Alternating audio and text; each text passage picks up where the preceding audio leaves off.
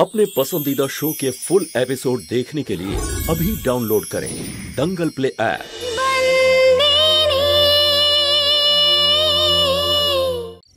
আর সেই মেয়েটা যাকে আপনি বিয়ে করেছিলেন, আর ওর নাম তরুলতা মাহিয়া বংশী। তরু পিসি কতটা পাল্টে গেছে, ওনাকে তো এখন চেনাই যাচ্ছে না। খেমি দিদি,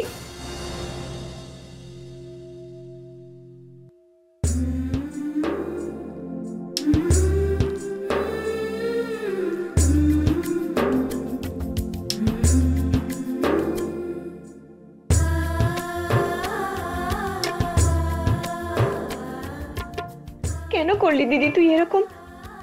একবারও দাদু মঙ্গি আমার কথা একবারও মনে পড়লো না? হ্যাঁ শান্ত, তোদের কথা ভেবেই আমি চলে এসেছি। ব্যাস দিদি, অনেক কথা বলেছিস, এবার বাড়ি ফিরে চ। না শান্ত, ওখানে ফিরে গেলে আবার সমস্যা তৈরি হবে।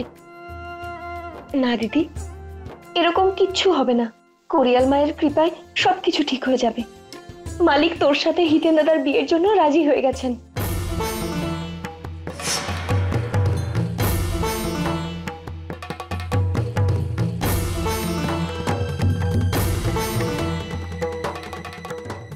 শান্ত, আমি এটা নিয়ে ভাবছি না যে আমার বিয়ে হিতেনের সাথে হবে নাকি হবে না।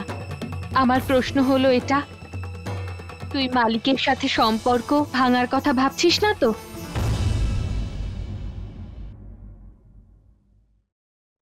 আমি বললাম তো দিদি, সবকিছু ঠিক হয়ে যাবে, বাড়ি চ। না শান্ত। কিন্তু কেন দিদি? সবকিছু যখন ঠিক হয়ে গেছে, হিতেন দাদার সাথে তোর বিয়েটাও হচ্ছে, তাহলে তুই বাড়িতে ফিরতে চাইছিস না কেন? এখানে এই গ্রামের মধ্যে একা কতদিন দিদি? আমি এখানে একা নেই শান্ত, কাঞ্জি কাকা আমার সাথে আছে। তাছাড়াও এটা তো ওনারই বাড়ি, উনি আমাদের মা বাবার বন্ধু। কাঞ্চি কাকা? হ্যাঁ। এমন বন্ধু যে তার নিজের বন্ধুর সাথে দেখা করতে পারেনি, কিন্তু বন্ধুর মেয়ের সাথে দেখা হয়ে গেছে। কাকা, সুখী হও। আজ আমি খুব খুশি, একজন নয় বরং দুজন লক্ষ্মী আমার বাড়িতে এসেছে। ছাড়ো, তোমাদের মধ্যে যা কথা হচ্ছিল সেটা আমি শুনেছি। তো এই হিতেন কে? আমি বলছি কাকা। শান্ত তুই। দিদি বললে অসুবিধে কি আছে? কাকা, হিতেন দাদা হলো মালিকের সব থেকে বড় ছেলে।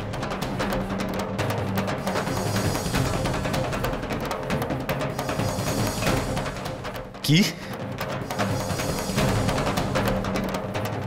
মানে তোমার স্বামী ধর্মরাজ মাহিয়া বংশীর ছেলে? মানে তরুলতা মাহিয়া বংশীর ভাগনা? আপনি চেনেন পিসিমাকে? হ্যাঁ শান্ত, উনি তরু পিসিকে খুব ভালো চেনেন, কারণ কাঞ্জি কাকার স্ত্রী হলো তরু পিসি।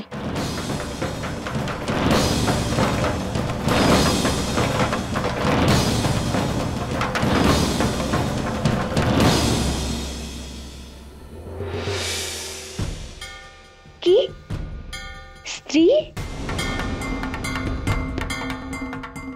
হ্যাঁ শান্ত, অনেকদিন আগে কাঞ্জি কাকা আর তরু পিসি একে অপরকে ভালোবাসতো, আর লুকিয়ে ওনারা বিয়েও করেছিলেন। আর শুধু এটাই নয়, ওনাদের দুজনের একটা সন্তানও রয়েছে,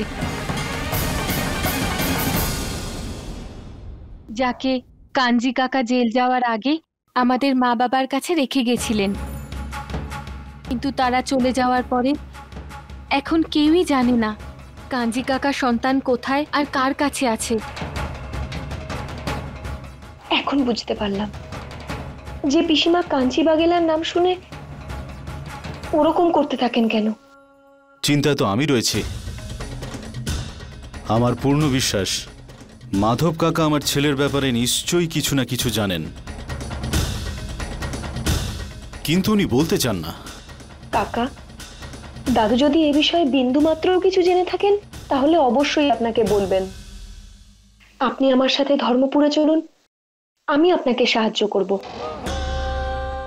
ধরমপুর তো যেতেই হবে। ওখানে আমার অনেক কিছু রয়েছে। আমার হারিয়ে যাওয়ার ছেলের ঠিকানা রয়েছে। চল খেমি দিদি। না শান্ত, আমি বলতে চাইছি, শোন, কাঞ্জি কাকার ক্ষেতে সবে অঙ্কুর হয়েছে। যদি দুদিন জল না পড়ে তাহলে সব পরিশ্রম জলে যাবে। কাঞ্জি কাকা যেটা নষ্ট হয়ে যেতে পারে, তাই আমার উপর পুরো দায়িত্ব যাতে আমি ক্ষেতের দেখাশুনো করি। আমি এখানেই থাকবো, কিন্তু হ্যাঁ, গোকুল অষ্টমীর দিন আমি বাড়িতে নিশ্চয়ই যাব। ঠিক আছে দিদি, আমার আর কোনো চিন্তা নেই, কারণ তুই কাকার এখানে আছিস। ব্যাস তাড়াতাড়ি বাড়ি ফিরিস। চলুন কাকা।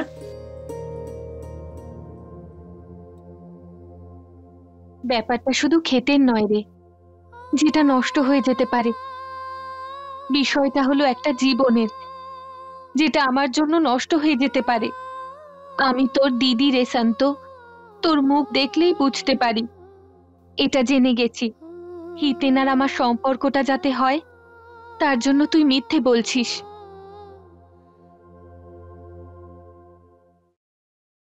আরে এই ছাগলগুলো কি করেছিস এটা? হীরের কাজ যদি করতে না পারিস তাহলে তোরা বাজারে গিয়ে আলু সবজি বেচ।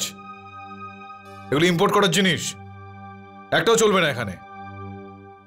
নে ধর এগুলো, ঠিক করে বানিয়ে নিয়ে যা।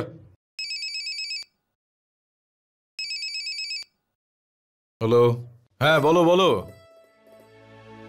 হ্যাঁ একটু হোল্ড অন করো, হোল্ড অন। পিনাকি টক, বিদেশ থেকে ফোন এসছে। Hello? Yes?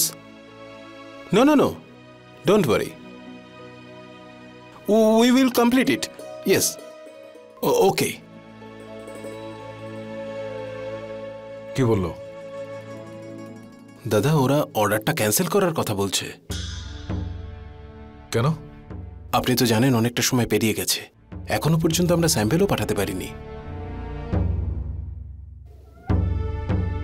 1 মাস সময় দিয়েছে, কিন্তু এখনো পর্যন্ত আমরা পুরো জমিটাও তো হাতে পাইনি। কাঞ্জি বেকালের বিষয়টা কি হলো? দাদা, ও তো কিছুতেই রাজি হচ্ছে না। তার উপর এও শুনলাম যে ও নাকি ধরমপুরে আসছে।